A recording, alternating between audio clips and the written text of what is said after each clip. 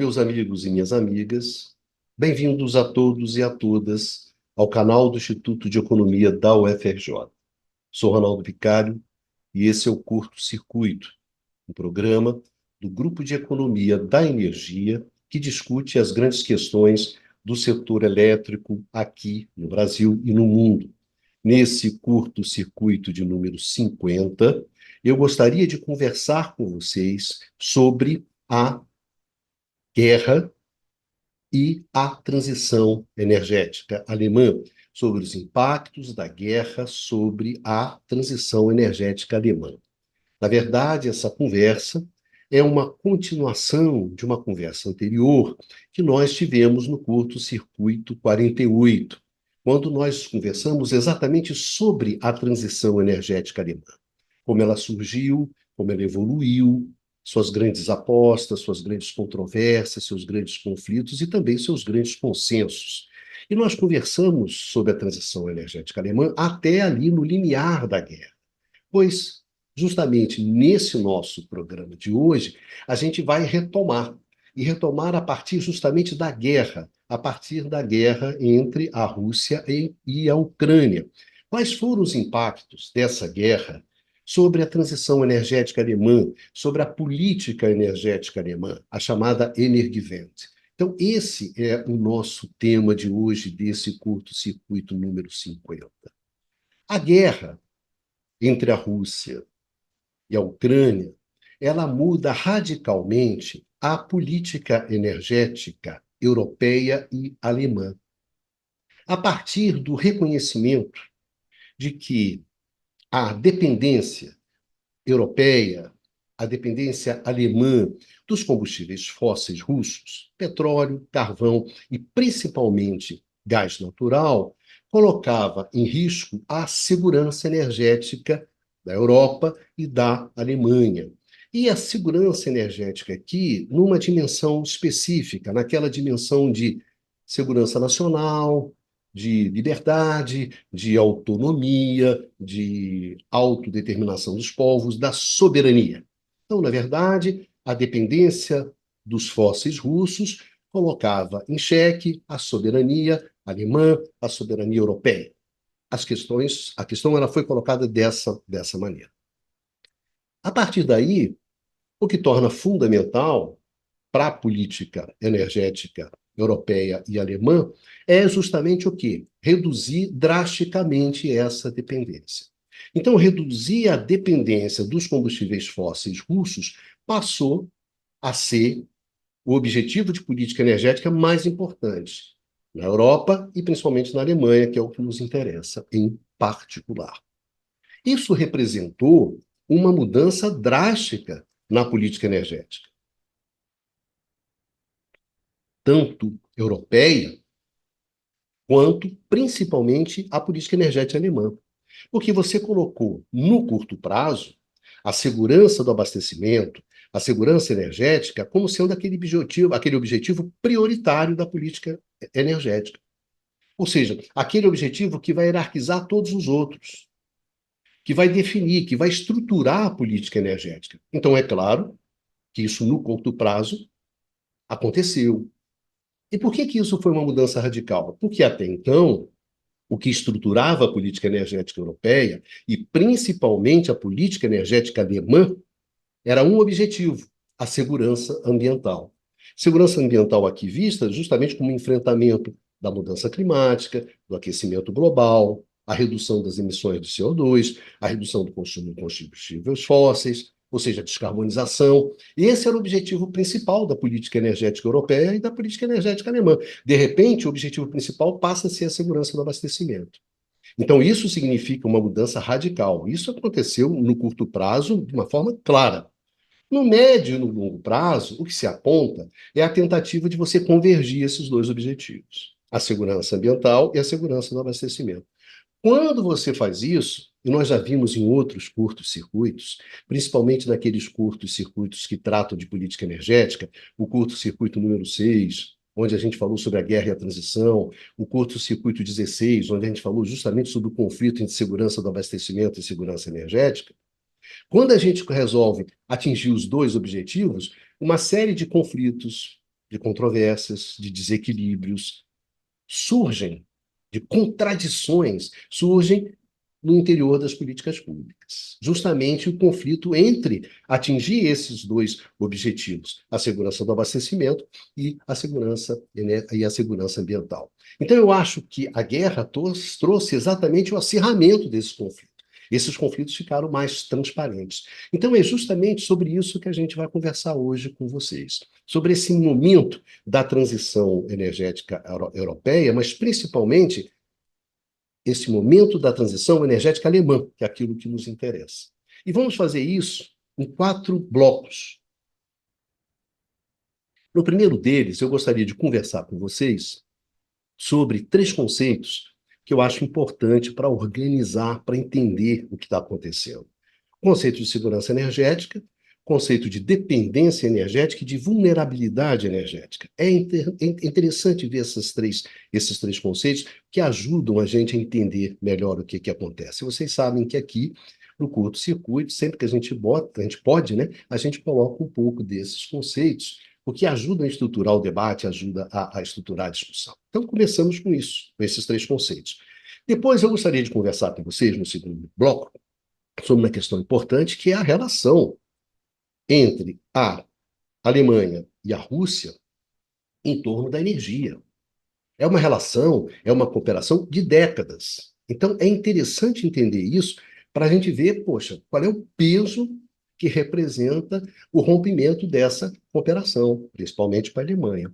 No terceiro bloco, a gente vai analisar efetivamente quais são aqueles impactos da guerra, né, sobre a transição energética alemã e principalmente sobre a política energética alemã. Principalmente sobre a política energética alemã, que é a Energiewende. E no quarto módulo, eu gostaria de conversar com vocês sobre uma questão que é importante para nós, brasileiros, que é a mudança da política alemã sobre o hidrogênio. Porque isso afeta a gente. Ah, mas por que afeta a gente, Ronaldo? A gente está sempre colocando aí sobre a possibilidade, né, do Brasil se tornar um grande produtor de hidrogênio, um grande exportador de hidrogênio, grandes projetos de hidrogênio. É interessante a gente ver como é que isso se insere nesse jogo internacional. E, além do mais, nós temos, inclusive, parcerias com a Alemanha, né, que giram em torno disso. Então, mas o que aconteceu na Alemanha que mudou o contexto do hidrogênio dentro da própria política energética alemã? Então, é isso que nós vamos fazer hoje. Nós vamos discutir justamente os impactos da guerra Rússia e Ucrânia sobre a política energética alemã, sobre a Energiewende, portanto, sobre a transição energética alemã. Isso é o que a gente vai discutir hoje com vocês. E gostaria sempre de lembrar para vocês que todos os vídeos, textos e tudo mais que a gente falar aqui ao longo desse programa vão ter links aqui embaixo, né, na descrição do vídeo, lá no YouTube, é sobre esses vídeos e sobre esse texto. E sempre lembrando, quer ouvir esse programa no formato de podcast? É simples. Você procura o podcast Canal IE-UFRJ. Lá você encontra em áudio os programas do canal do Instituto de Economia da UFRJ e, entre eles, o Curto Circuito. Então, vamos começar essa nossa discussão, que é uma discussão super importante hoje, exatamente sobre segurança energética, diversidade, dependência energética e vulnerabilidade energética. Três conceitos que ajudam a gente a arrumar o nosso jogo. Vamos lá, então.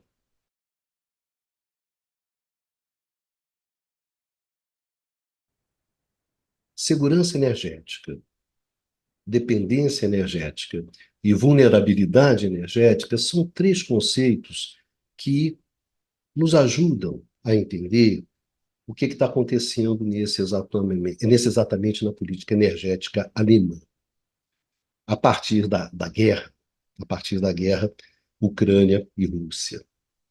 Segurança energética é simplesmente a segurança do abastecimento daquela energia necessária para o desenvolvimento econômico e para o bem-estar e o conforto da sociedade. Qual é a confiança que você tem no suprimento daquela energia que você precisa para desenvolver o país e dar conforto e bem-estar aos seus cidadãos? Segurança energética é isso. Segurança energética ela tem várias dimensões. Tem uma dimensão importante que é a dimensão econômica. É quando a indisponibilidade da energia é fruto de uma elevação muito grande dos preços da energia. Então, é uma indisponibilidade econômica. Então, segurança energética tem essa dimensão. Então, o preço sobe tanto que torna difícil o acesso a essa energia. E quando você tem acesso, né, com esses preços elevados, isso gera uma série de problemas para a economia do seu país. Inflação, uma série de coisas. Perda, né, de competitividade e tudo mais. Então, tem essa dimensão econômica, tem essa dimensão econômica. E estava presente, por exemplo, na explosão dos preços do petróleo lá nos anos 70, nos dois choques de petróleo. Pois bem, essa é uma dimensão, a dimensão econômica. Outra dimensão importante é a dimensão da indisponibilidade física. Ou seja, é a segurança energética nessa dimensão da a insegurança energética associada à indisponibilidade física do suprimento, do abastecimento. É simplesmente, por exemplo, o embargo. O embargo. O embargo que aconteceu, por exemplo, lá nos anos 70, justamente na questão do petróleo, quando os países árabes resolvem usar o suprimento de petróleo para atender determinados objetivos políticos naquele momento, de enfrentamento com Israel e tudo mais. Então ali fala assim, bom, eu não vou te entregar o petróleo porque você apoia Israel, por exemplo, uma coisa desse tipo. Então esse embargo, essa indisponibilidade física. Essa dimensão da segurança energética é a dimensão mais dramática, porque é aquela que tem o maior impacto sobre a segurança nacional, sobre a soberania, sobre a autonomia, esse tipo de coisas. Então, sem dúvida, a indisponibilidade física é a maior fonte de insegurança energética, mais até mesmo do que a econômica. No caso russo,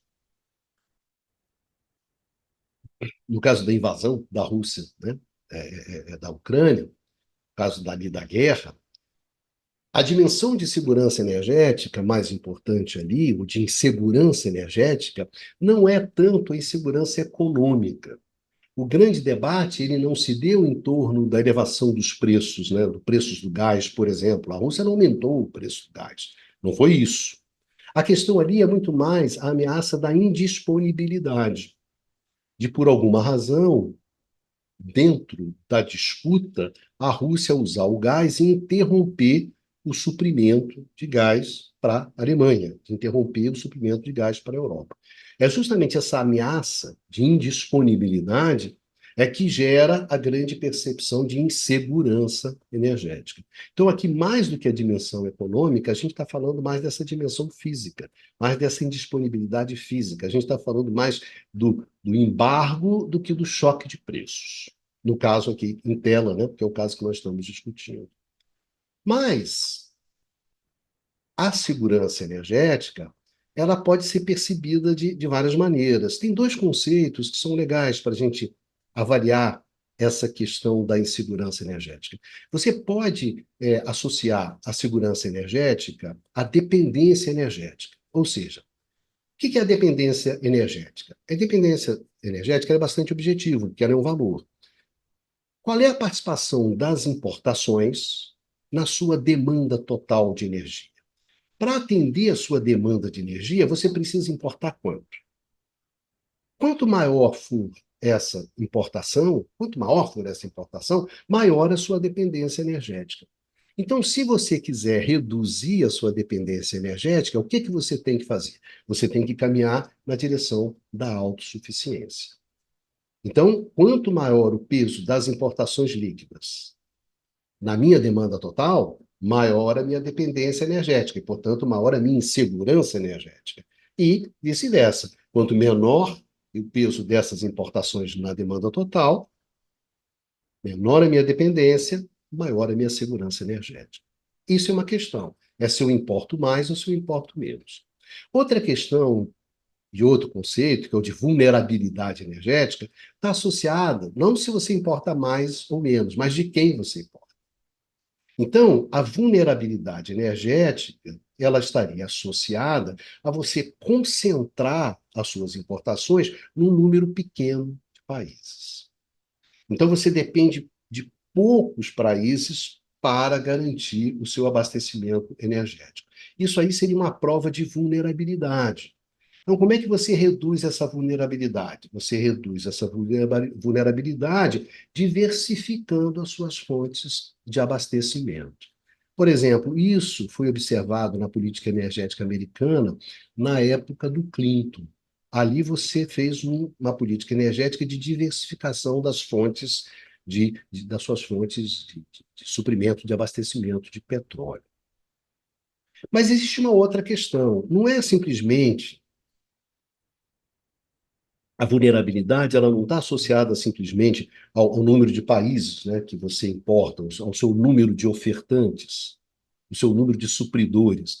Está associado, na verdade, à confiança que você tem nesses caras. Então, o problema não é importar. O problema não é importar de poucos países. O importante é você confia nesses caras ou não. Então, a vulnerabilidade energética ela está associada à concentração do suprimento em países que você não confia politicamente. Isso é a vulnerabilidade energética. Então, quando a gente olha para o caso alemão, quando a gente está falando sobre segurança energética, a gente está falando principalmente sobre a segurança energética associada à indisponibilidade física. A questão não era o preço, por exemplo, concentrar no gás, não era o preço do gás, era a ameaça de que os russos poderiam interromper o suprimento de gás para a Alemanha, para a Europa. Então, está associada à questão da disponibilidade física. A questão aqui também não está associada à dependência energética. A Alemanha é dependente e vai continuar dependente. A questão estava associada a de quem você estava importando. A questão estava associada à sua falta de confiança nos russos de garantir o abastecimento a partir da guerra. Então, é uma questão de vulnerabilidade, e de vulnerabilidade energética associada à perda da confiança do seu parceiro. Se você olha os números, qual é a dependência energética, Ronaldo, da Alemanha? É em torno de 70%.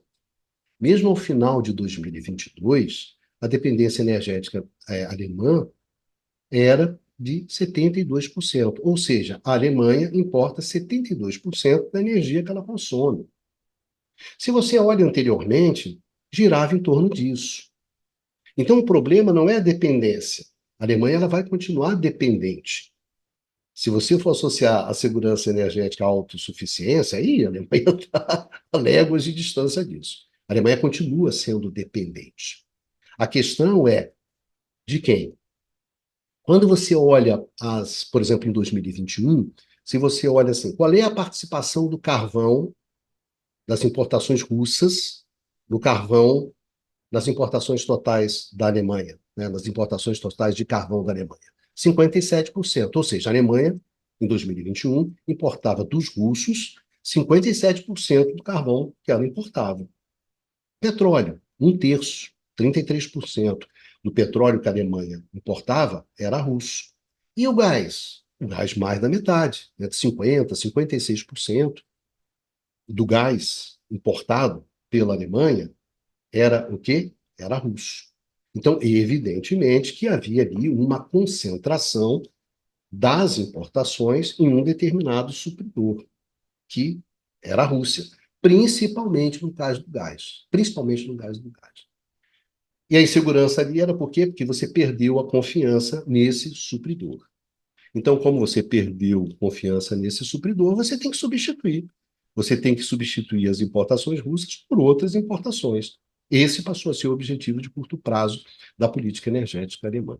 Ou seja, um problema de insegurança energética, sem dúvida, associado à indisponibilidade, ameaça da indisponibilidade física, um problema associado à vulnerabilidade e, principalmente, a questão da falta de confiança no seu parceiro, no seu supridor. Esse que é o problema. Mas, como é que se perdeu a confiança nesse seu parceiro?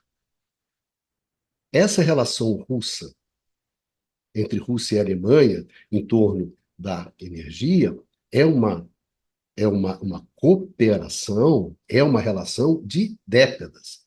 Vamos dar uma olhada nessa relação para a gente poder ter muito claro o quão radical é o rompimento dessa relação e o quão impactante sobre a política energética é o rompimento justamente dessa relação. Vamos dar uma olhada, né, na relação entre Alemanha e Rússia, dessa relação energética, dessa cooperação energética, que começou há mais de 50 anos atrás. Vamos dar uma olhada nessa relação.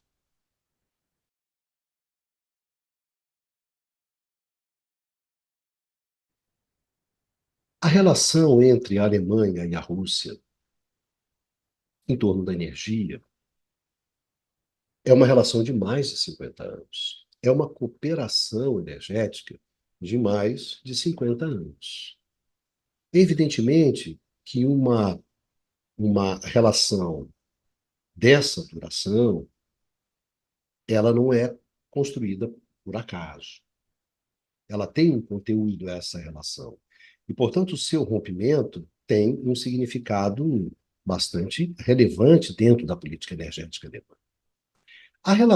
Essa relação, ela começou em 1969, quando o ministro das Relações Exteriores da União Soviética, o Andrei Gromyko, fez a seguinte proposta para os alemães: olha, nós precisamos de dutos, precisamos de equipamentos para construir gasodutos. E por uma série de restrições que existem ao fornecimento de equipamentos, materiais, tecnologias para a União Soviética, a gente não tem acesso a esses dutos e a esses equipamentos.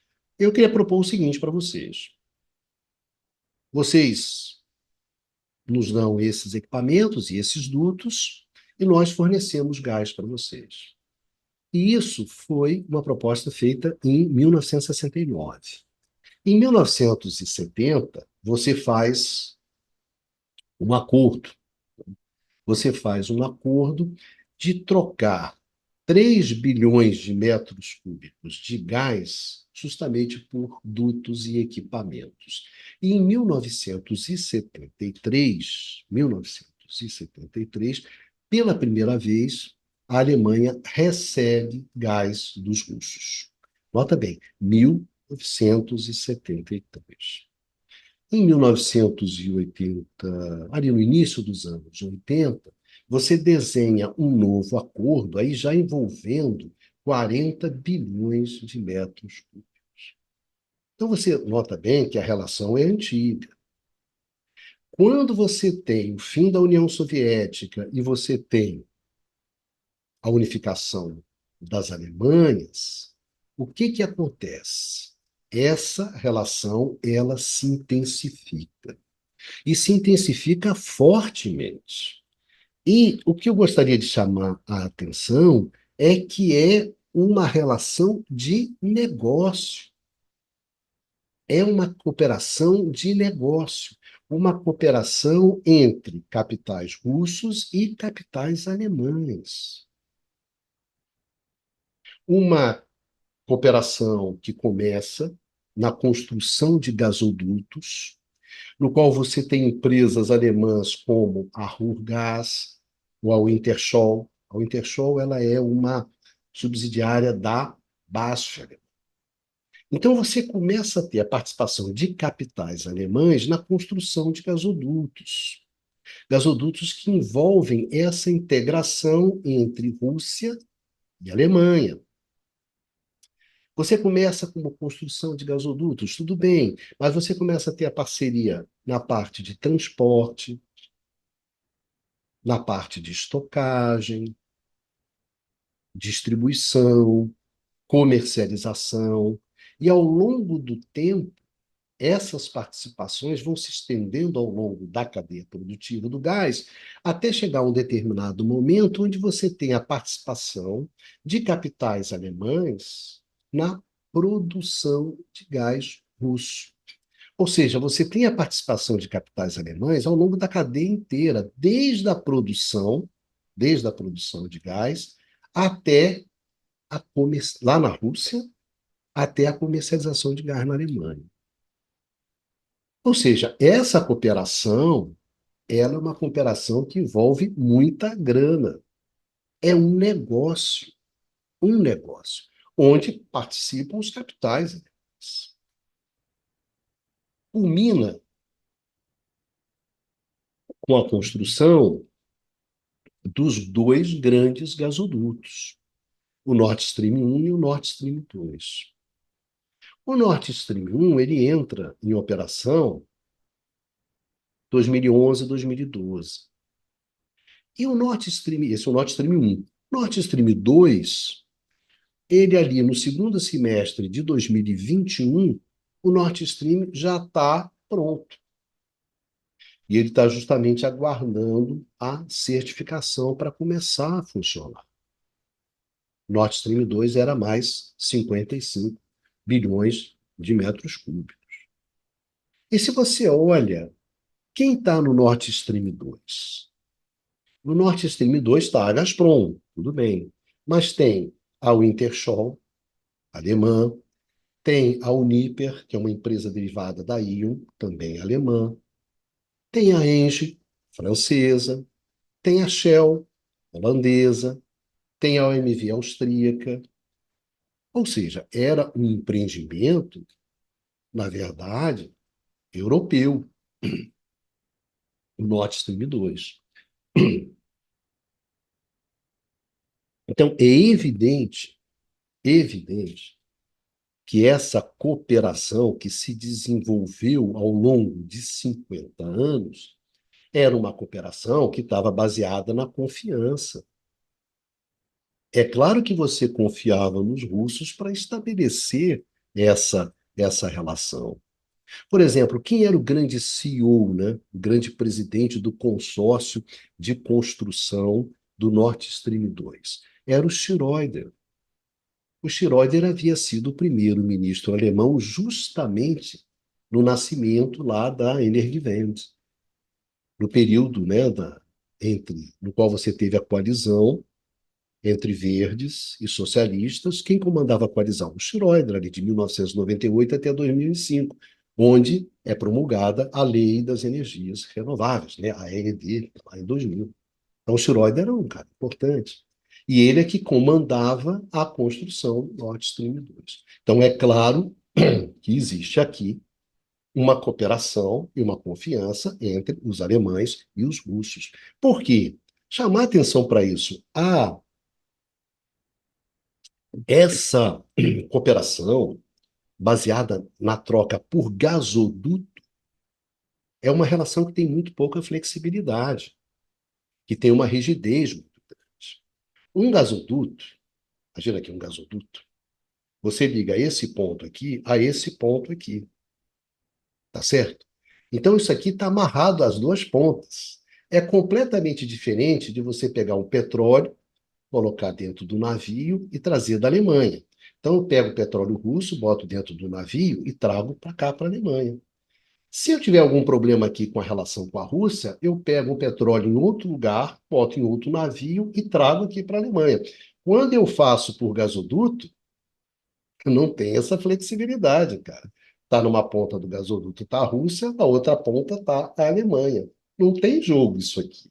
Então, isso é uma relação de longo prazo, né, envolve um volume, um investimento bastante elevado, tempo de maturação elevado. Quer dizer, exige que você tenha uma estrutura de governança, exige que você tenha confiança para estabelecer projetos do tamanho do Nord Stream 1 e do Nord Stream 2.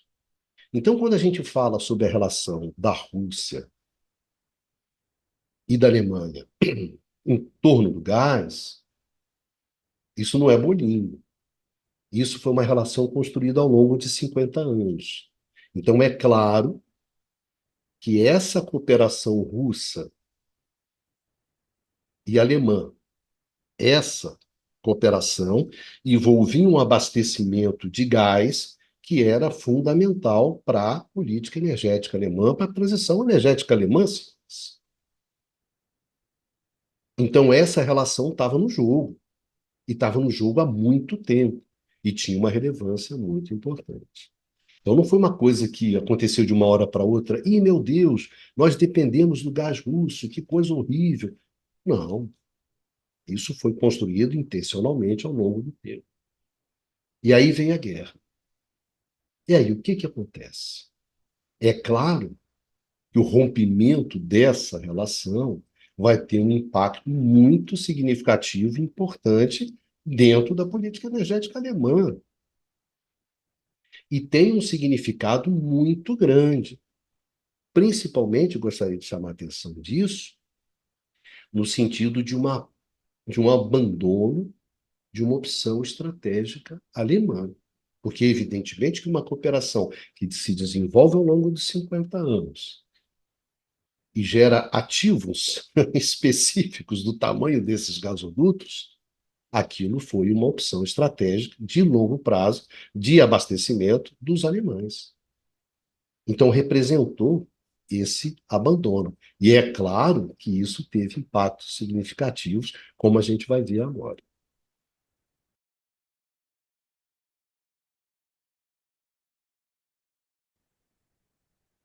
Em fevereiro de 2022, se inicia a guerra entre a Rússia e a Ucrânia.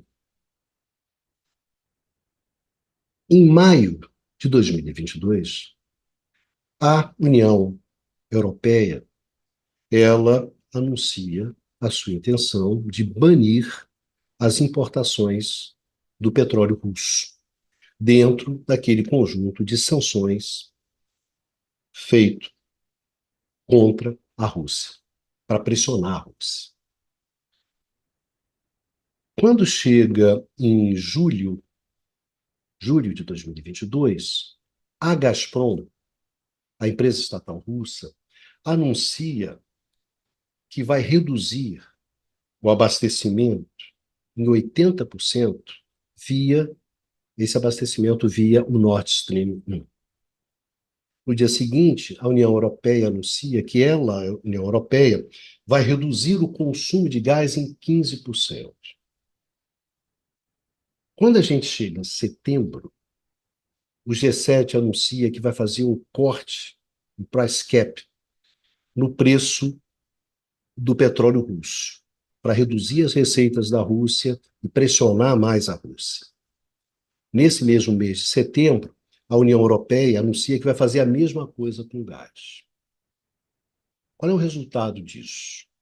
O resultado disso é que, a partir de setembro de 2022, as interrupções, as importações alemãs do gás russo, elas simplesmente cessam. Ou seja, o gás russo desaparece do jogo alemão a partir de setembro de 2022. Esse gás, ele é substituído pelo gás da Noruega e pelo GNL americano. Nesse momento, a Alemanha não tem plantas de regasificação, então esse GNL chega à Alemanha, esse GNL americano, ele chega via a Holanda e via a Bélgica.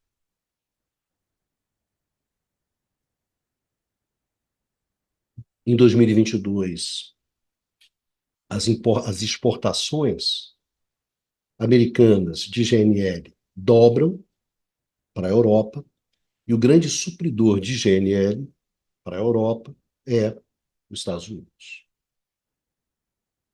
Então, o gás russo ele some da equação alemã. O que, que é importante a gente observar nesse movimento? Para avaliar o tamanho do impacto desse desaparecimento do gás, do abastecimento do gás russo, para a política energética alemã, para a transição energética alemã, para a chamada Energiewende. Com a guerra, a dimensão geopolítica ela adquire uma relevância, uma, um protagonismo na política energética alemã que não existia antes. Não existia isso. Qual era a equação alemã? Qual era a equação alemã? A equação alemã era o seguinte: de um lado você tem o risco do nuclear,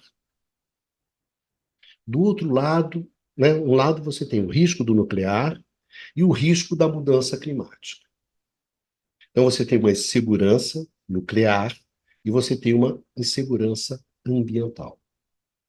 Do outro lado, você tem os custos econômicos, sociais, da introdução das energias renováveis. Esse era o jogo alemão. De um lado, a questão da sustentabilidade, a questão da mudança climática, e do outro, o lado econômico dos custos das energias renováveis. Então, a discussão alemã era uma discussão, se você quiser, ambiental e econômica. Era uma discussão de sustentabilidade ambiental e uma questão de sustentabilidade econômica. Esse era o jogo alemão. O jogo alemão, o que está colocado é a questão da segurança ambiental, se você quiser. A questão da mudança climática, a questão do aquecimento global, enfim, esse jogo. E, por outro lado, o custo das energias renováveis, o custo de reduzir essa insegurança energética, essa insegurança ambiental. A questão da segurança energética lato sensu não estava presente aqui. Isso é interessante, porque essa discussão alemã, gente, é uma discussão alemã. Eu chamo a atenção para isso. A Energiewende é um problema alemão. É uma discussão local, nacional, doméstica. A dimensão geopolítica, ela não estava explícita no debate. Ela não está explícita no debate alemão. Essa questão da segurança energética clássica, ela não está presente no debate alemão. É um debate alemão. A dimensão da Energiewende que aparece internacional é muito mais um marketing alemão, uma propaganda alemã, né, do que uma preocupação com o conjunto. Todo o debate alemão ele é interno. Os consensos são consensos internos. E ali está presente uma questão que é a seguinte: nós estamos dispostos a assumir os custos de reduzir essa insegurança ambiental. Reduzir essa questão do custo ambiental.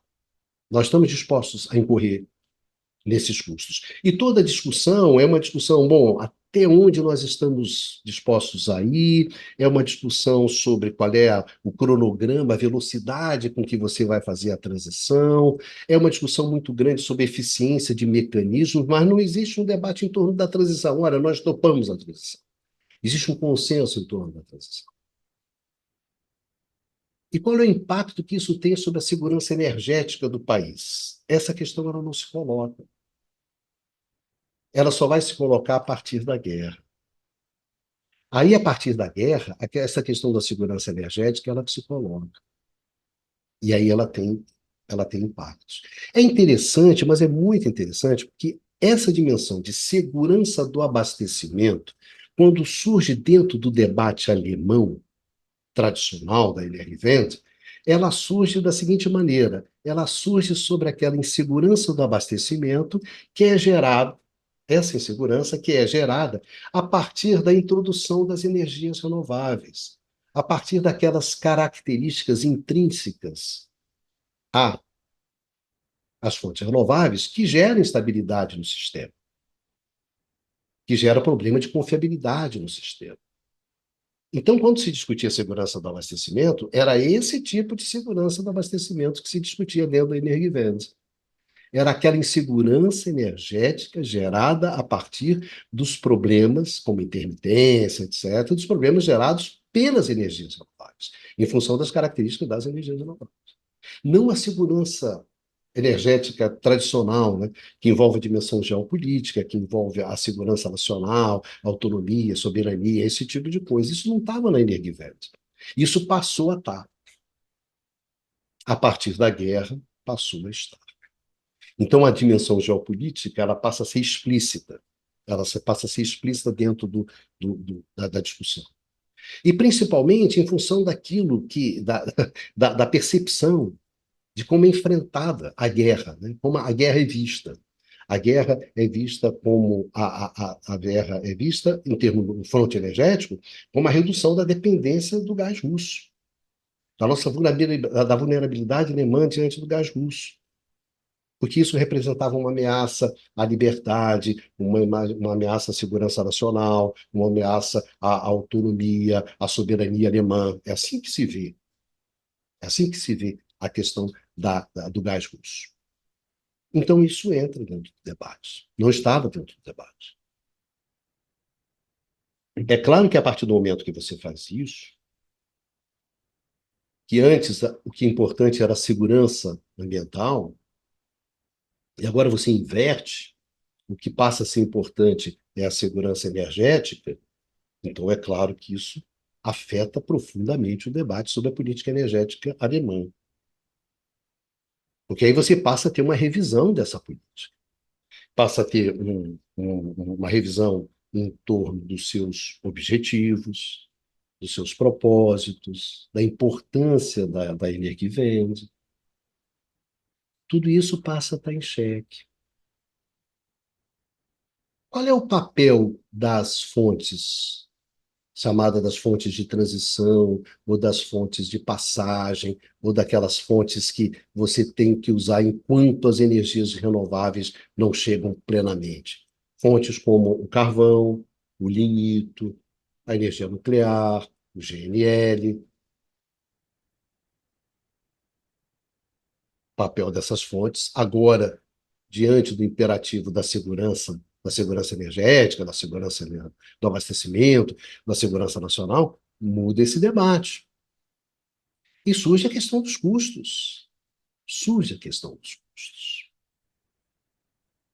Então, qual é o primeiro efeito que você tem imediato da guerra sobre a política energética alemã?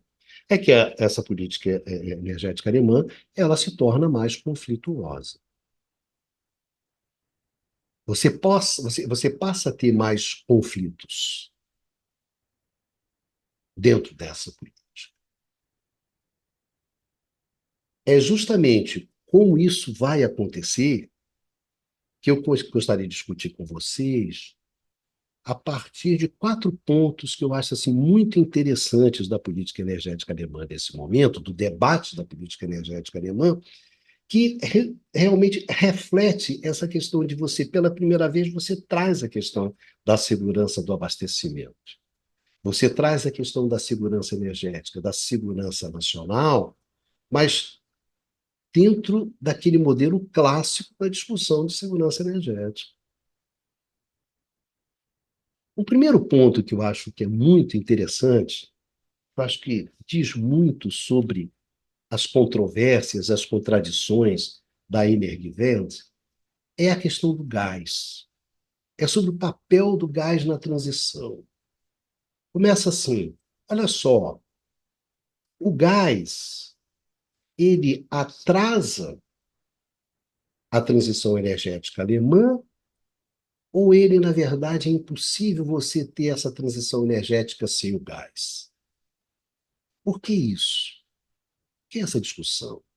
Pelo seguinte, pela seguinte questão.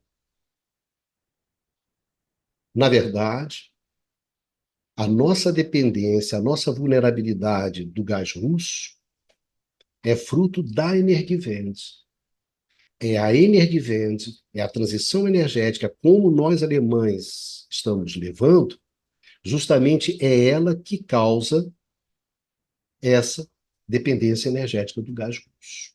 Ou seja, essa nossa vulnerabilidade, essa nossa dependência, essa nossa insegurança é fruto da Energiewende. Essa é uma posição.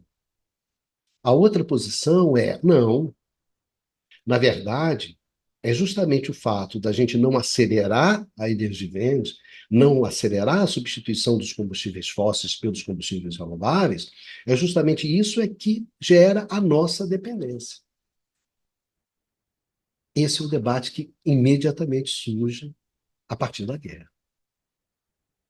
A ideia de que você pode fechar as plantas nucleares, e atender um dos objetivos da Energiewende, você pode fechar as centrais a carvão, porque você tem o gás. Então, o fechamento dessas centrais gera a necessidade do gás.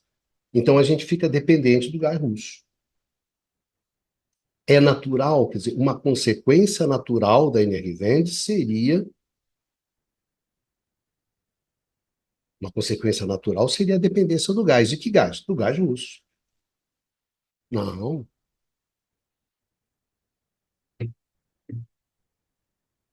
Você fica retardando a Energiewende em termos de determinados objetivos econômicos, objetivos políticos, objetivos regionais. Então, e para atender esses objetivos, esses interesses políticos, econômicos, regionais, etc., você acaba atrasando a energia verde. E quando você atrasa a energia verde, a gente fica dependente dos combustíveis fósseis, e entre eles o gás russo. Então você estabelece essa controvérsia logo de cara. O que tem de interessante aqui? O que tem de interessante aqui é o seguinte: por que esse conflito ele não explicitava?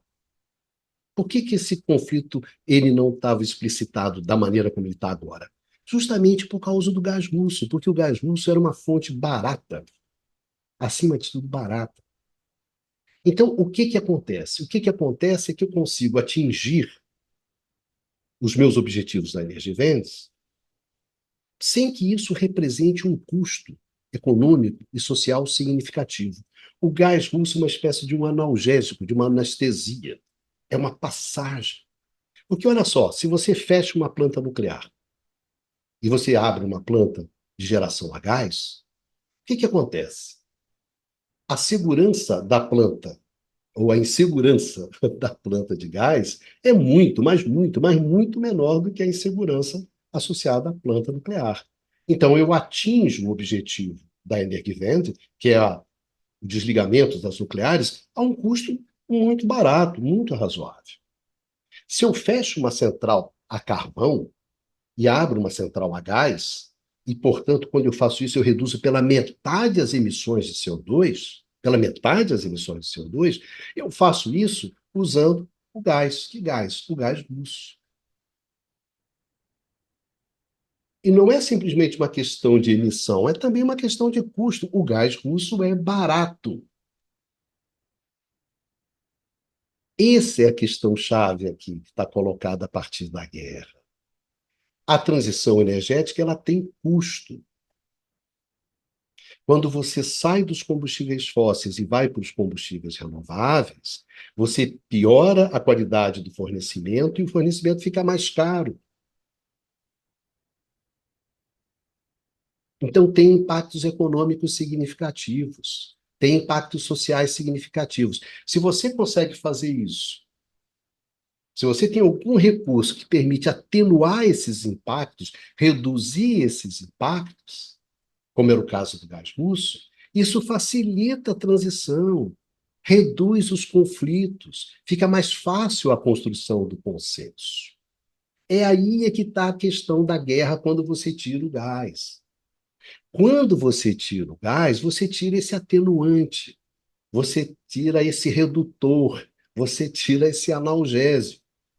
E aí a coisa passa a ser feita o quê? A frio, a seca, sem anestesia. Dói mais.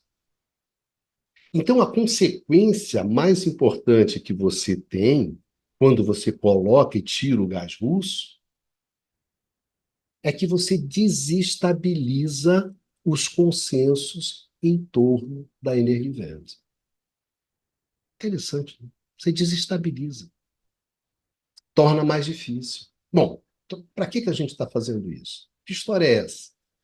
Então, o papel que o gás russo exercia na transição energética alemã era muito importante. Ele reduzia os custos, reduzia os conflitos, reduzia as incertezas. Esses conflitos, esses custos e essas incertezas aparecem quando você tira o gás russo. Quando você tira o gás russo, isso aparece.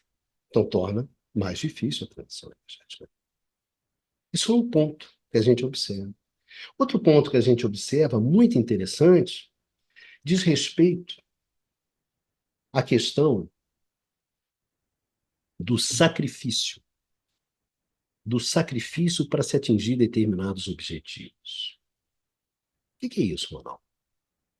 A Energivent sempre apostou no seguinte: a gente vai sair dos combustíveis fósseis e vamos para os combustíveis renováveis, e isso não vai representar um sacrifício em termos de desenvolvimento econômico, nem um sacrifício em termos de conforto e de bem-estar da sociedade, porque a tecnologia vai resolver essa equação. Essa é a proposta essencial no coração da Energivent. Nós vamos fazer essa transição e nós vamos reduzir esses custos que existem através da inovação tecnológica. Então, nunca teve presente na Energivent um debate sobre o sacrifício, sacrificar o padrão de conforto em nome da redução dos combustíveis fósseis, em nome do enfrentamento da insegurança ambiental, da mudança climática, do aquecimento global. Isso nunca foi colocado. O que acontece com a guerra? O que acontece com a guerra é que você tem a necessidade de reduzir o consumo. E estou falando aqui reduzir o consumo além da eficiência energética. E com a eficiência energética você reduz o consumo, mas não sacrifica o serviço. Mas estou falando ir além, estou falando sacrificar mesmo o seu conforto, o seu bem-estar, uma parte do desenvolvimento econômico. Em nome do quê? Da segurança energética, da segurança nacional, da segurança do país. Coisa que você não conseguia fazer quando você colocava a questão da segurança ambiental, da ameaça da mudança climática. Não ia. Mas agora, em nome do país, não. Toca o hino alemão, bate tambor, vamos conseguir isso. Então, isso é uma coisa interessante que aconteceu ali no momento da guerra. Por quê? Porque pela primeira vez você falou o seguinte: olha só, eu posso usar essa ideia de sacrificar uma parte do conforto, do bem-estar, da segurança. Eu posso pensar em sacrificar isso em nome de uma redução do consumo de combustíveis fósseis necessários. Então, isso quer dizer que, assim como eu usei para a questão da segurança energética, abre-se a possibilidade de se usar isso também para enfrentar a segurança ambiental, o problema da insegurança ambiental. Isso foi uma coisa que se notou na guerra. As pessoas estão dispostas a sacrificar o seu conforto em nome de alguma coisa. Da segurança nacional do país? Não. Por que não? Em nome da segurança ambiental. Então, você trouxe para mim um elemento para o jogo alemão que não estava presente antes. Esse é um segundo ponto. Outro ponto importante, evidentemente, que é a revalorização de algumas fontes, né? Como o lignito, como o GNL, como o próprio nuclear, que, sobre o enfoque da segurança ambiental, que era o enfoque forte da política energética alemã antes, esses caras saem fora. GNL nunca foi colocado na mesa. Nunca foi colocado na mesa. Nunca. O lignito já tinha uma programação para o encerramento das atividades de extração e utilização do lignito, né, que é um tipo de carvão, na política energética alemã. Já tinha havido a decisão, bom, esse cara vai dançar, né? Assim como a nuclear já estava decidido dançar. Com a guerra, essas questões elas são reavaliadas. Elas são reavaliadas porque agora você colocou a questão da segurança do abastecimento. E esses caras, o lignito, por exemplo, é importante dentro do contexto da segurança ambiental. Dentro da segurança energética, não da segurança ambiental, né? Então a gente mudou esse jogo. E aí esse jogo ele ficou um jogo mais sofisticado, mais difícil, mais conflituoso. Porque em contrapartida, o cara, olha, tudo bem, mas o que pode acontecer? Pode acontecer que, em nome da segurança energética, em nome da segurança do abastecimento, eu vá construir uma série de infraestruturas, por exemplo, plantas de regasificação de GNL. Vou construir uma série de plantas de infraestruturas que vão ficar aí no tempo. Então, eu corro o risco de ficar aprisionado, de ficar encaixotado numa solução fóssil em nome da segurança energética, em nome da segurança nacional, e colocar em risco a segurança ambiental e a nossa transição, o enfrentamento da mudança climática. Então, essa controvérsia que já estava resolvida antes da guerra, voltou agora. E aí, como é que a gente fica? O que a gente faz? Ou seja, esse recurso a esses combustíveis fósseis, lignito, por exemplo, carvão, dando um exemplo claro, esse recurso, isso vai atrasar ou vai acelerar a energia verde? Entendeu? Aí é que fica. Porque de um lado você fala, não, mantém esses caras porque a gente mantém a segurança ambiental, mantém a segurança energética. Aí vem o cara e fala assim, não, não, a gente tem que acelerar para tirar esses caras, para reduzir justamente a nossa dependência energética. Então, essa é uma coisa que voltou à discussão. Papel dessas fontes. Papel dessas fontes que são fontes de passagem, são fontes da transição, são as fontes que você, digamos assim, você recorre a essas fontes enquanto as energias renováveis não se tornam plenamente competitivas, plenamente econômicas no conjunto do abastecimento. Não só apenas na geração, mas no conjunto do abastecimento. Esse é um ponto. O quarto ponto é um ponto interessante que diz respeito às energias renováveis. E eu acho que ele retoma, na verdade, uma questão histórica das renováveis. É a ideia de que as energias renováveis, quando você aumenta a participação das energias renováveis, você reduz a participação daquelas, o quê? Daquelas energias que você importa. Então, o aumento das energias renováveis representa um aumento da sua autossuficiência. O aumento das energias renováveis reduz a dependência energética, reduz a sua dependência de combustíveis fósseis importados. Então, aumenta a sua segurança energética, aumenta a segurança nacional. Então, o fortalecimento das energias renováveis representam o quê? Representa o fortalecimento da segurança nacional, da nossa autonomia, da nossa soberania, da nossa liberdade. Então, isso justifica duas coisas muito importantes. Em primeiro lugar, você aumentar os fundos e os recursos destinados à ampliação das energias renováveis. Aumentar a grana para as renováveis. Esse é o primeiro ponto. E outro ponto é você enfrentar de uma forma mais contundente e decisiva aquelas oposições, aquelas restrições locais, regionais, administrativas à implantação de projetos de energia renováveis. Então, existe uma oposição local, regional, a projetos de energias renováveis. Só que essa oposição ela ficou mais difícil agora, a partir da guerra. Porque, na verdade, esses projetos eles vão ao encontro de objetivos, o quê? De objetivos nacionais, da segurança nacional. Ou seja, a política verde,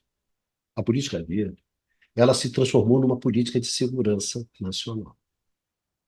Acho que isso é interessante. Então, é óbvio que a guerra, também, por um lado, ela representou um fortalecimento da, das energias renováveis, da ampliação das energias renováveis, como sendo um caminho para se aumentar a segurança energética nacional, reduzir a dependência. A dependência justamente desses combustíveis fósseis que a gente tem que importar dos outros. Então, eu acho que esses quatro pontos, eles refletem muito bem, assim, uma primeira avaliação sobre os impactos da guerra sobre a política energética alemã. O primeiro deles foi a desestruturação do consenso. O consenso em torno da Energiewende ficou mais difícil a partir da guerra. Em segundo lugar, um outro ponto importante é que determinados mecanismos, né, que nunca foram contemplados dentro da política energética alemã, dentro da transição energética alemã, como a possibilidade de se sacrificar um pouco, um pouco o bem-estar e o conforto em nome da redução do consumo de combustíveis fósseis, esse mecanismo passou a estar no jogo, e antes não estava. Terceiro lugar, é evidente que houve uma revalorização, uma revalorização dessas fontes como o lignito, como o gás, como a nuclear, como o GNL, essas fontes, ou seja, desses combustíveis fósseis que emitem CO2, e do papel desses caras dentro da transição. Houve uma revalorização. Eles ficaram mais importantes, eles adquiriram uma importância que antes eles não tinham, justamente em função da prioridade da segurança energética. E, por último, evidentemente que houve um reforço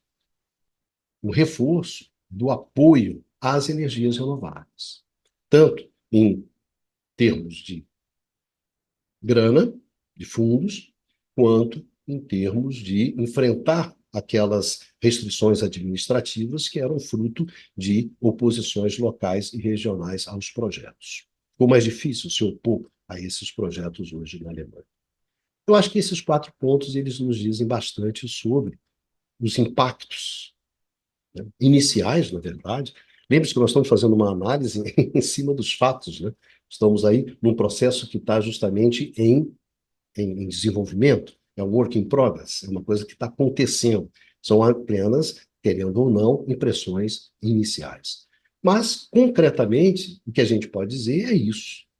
A transição energética alemã, a partir da guerra, se tornou uma transição mais cara, mais incerta, mais arriscada e mais conflituosa.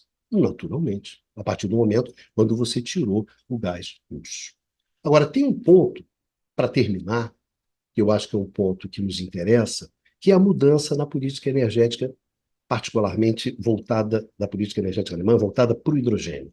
Eu acho que cabe aqui a gente chamar a atenção sobre alguns pontos que são importantes e que interessam a nós brasileiros, né? E e temos alguma pretensão de se tornar um grande player, né, desse mundo do hidrogênio. O que mudou na política energética alemã relativa ao hidrogênio que interessa a gente dar uma olhada, né? Vamos ver isso.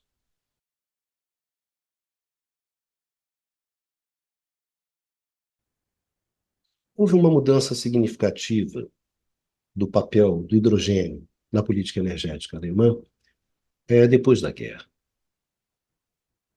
O papel que o hidrogênio exercia antes da guerra, na Energiewende, na verdade, era um papel limitado. Sempre foi. Na verdade, o hidrogênio ele surgia nas discussões sobre a Energiewende, ele surgia muito associado a uma tecnologia de estocagem, muito associada àquela questão de como é que a gente viabiliza a introdução das energias renováveis, energias intermitentes. Então, a gente precisa de avançar na estocagem e dentro dessas tecnologias aparecia o hidrogênio.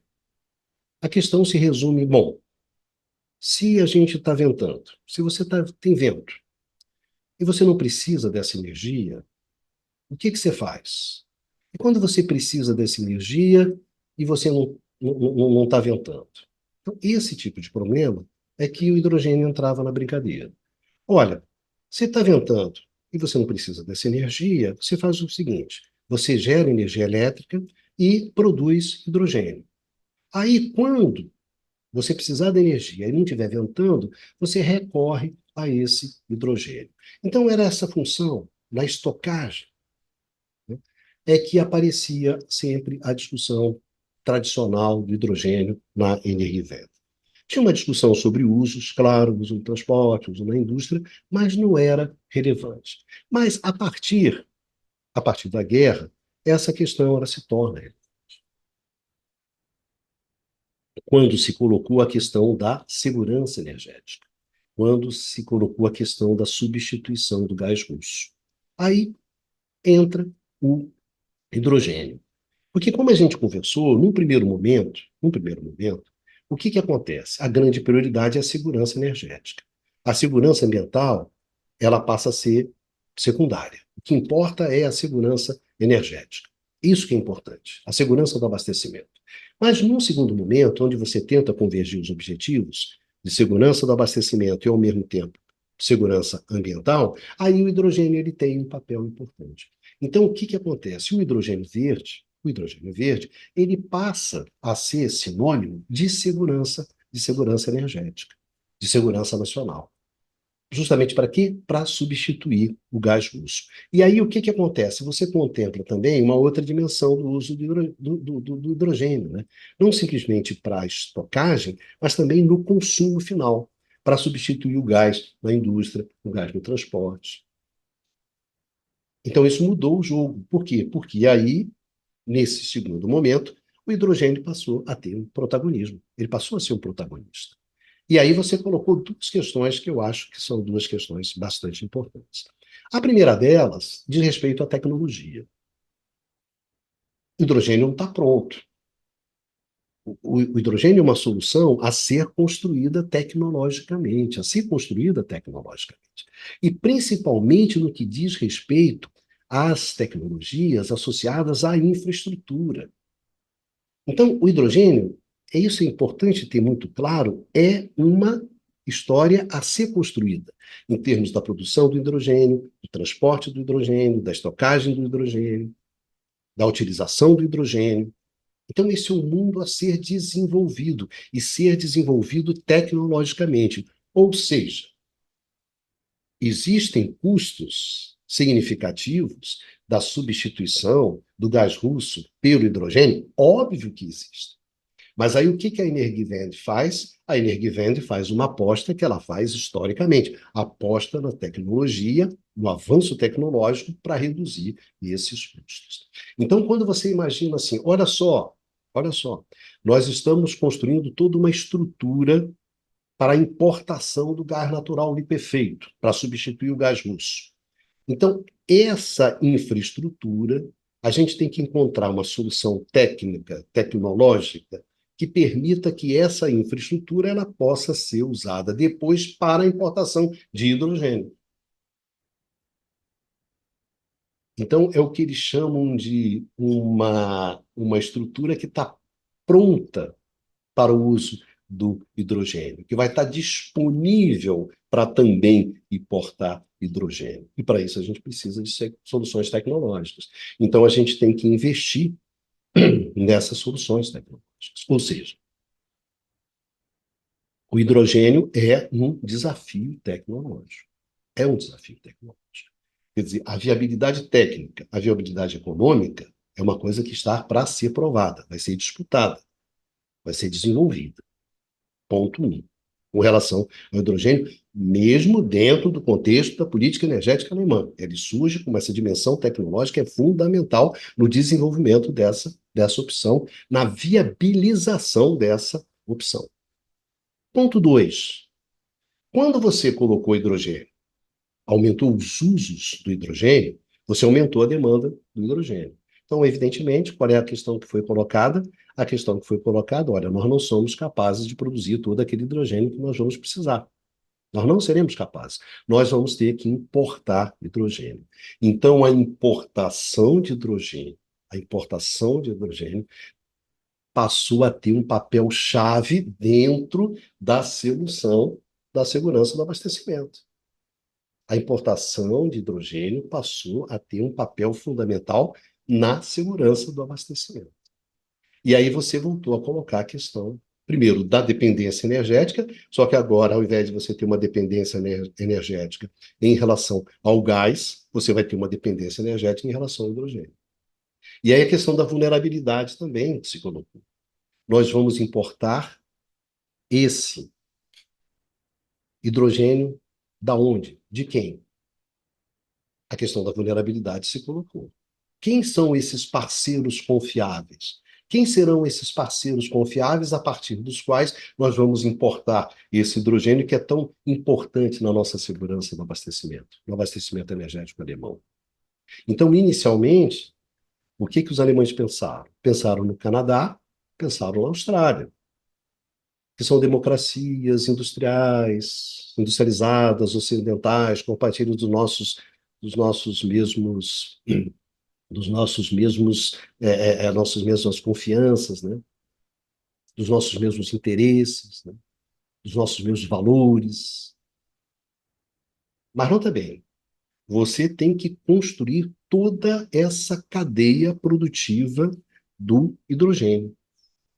E você tem que construir isso muito fortemente preocupado com a questão da confiabilidade do seu parceiro, da confiança do seu parceiro. Então, isso passa a ser importante na questão do hidrogênio. E, evidentemente, que essa questão do hidrogênio, quando ela vai também para importação, ela fica em aberto.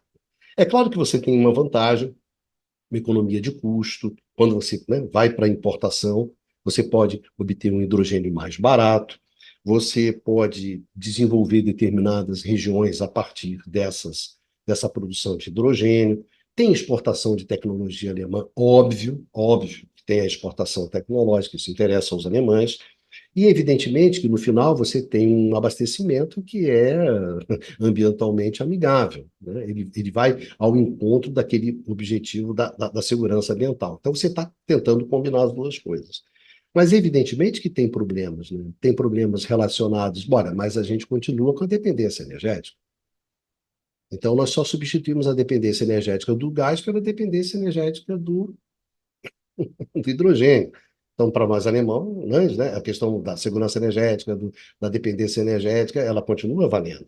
Outra coisa é que existem riscos, né? Riscos que são riscos ambientais, riscos sociais para os produtores, né? Tem esse lado dos produtores. E tem também toda essa relação do produtor, né? Que é essa relação de colonialismo, essa relação de exploração envolvendo recursos naturais. Né? Só que ao invés de ser o petróleo, de ser minério, de ser o que for, vai ser o hidrogênio agora. Ou seja, é a gente se inserir, a questão da inserção dentro da Divisão Internacional do Trabalho, numa inserção sempre subordinada, etc, etc, etc. Então, esses são problemas, e são problemas, inclusive, colocados dentro da própria Alemanha. Então, na verdade, houve uma mudança significativa no papel do hidrogênio a partir da guerra, na medida em que você imaginou ele como sendo um sinônimo de segurança de abastecimento e, ao mesmo tempo, de segurança ambiental. Uma forma de você atender às necessidades de energia que você tem e, ao mesmo tempo, enfrentar a questão da mudança climática, etc, etc.